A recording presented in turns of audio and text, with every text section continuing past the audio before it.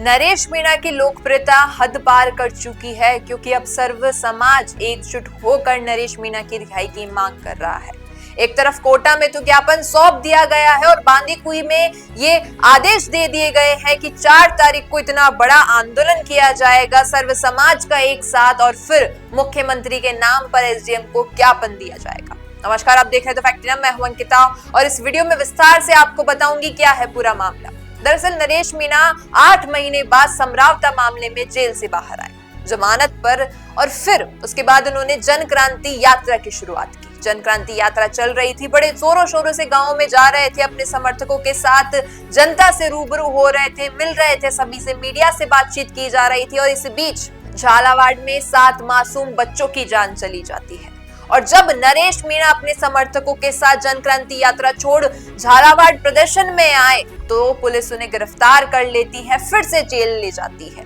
और फिर ये जब जेल जाने का कार्यकाल शुरू होता है, इसी बीच सर्व समाज एकजुट हो जाता है और नरेश मीणा की रिहाई की मांग करता है।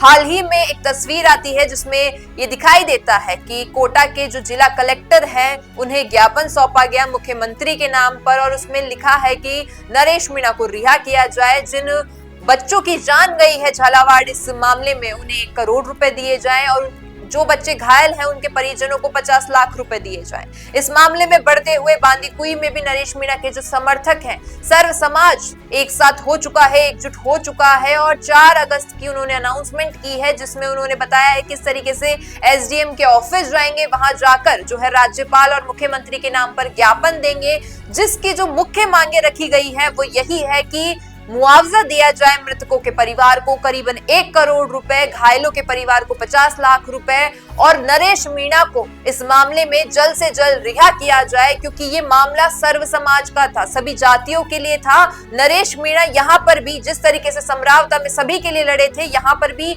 सभी के लिए लड़ रहे थे, उन बच्चों के लिए लड़ रहे थे जिनकी जान चली गई सरकार की गलती की वजह से, छत गिर गई और उन बच्चों की जान चली गई। कुछ बच्चे घायल हैं, इस हालत में है कि बोल नहीं पा रहे हैं, लेकिन सरकार के सामने जब कोई भ्रष्टाचार के खिलाफ बोल रहा है, लड़ रहा है, तो सरकार उसे जेल में डाल देती है।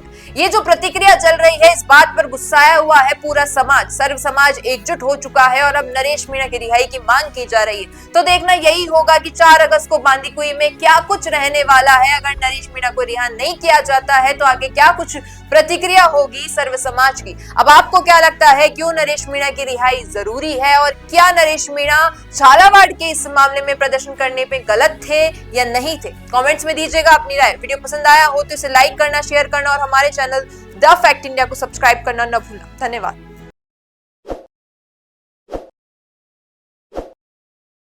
ताज़ा खबरों के लिए विजिट करें द फैक्ट इंडिया की वेबसाइट और डाउनलोड करें द फैक्ट इंडिया ऐप।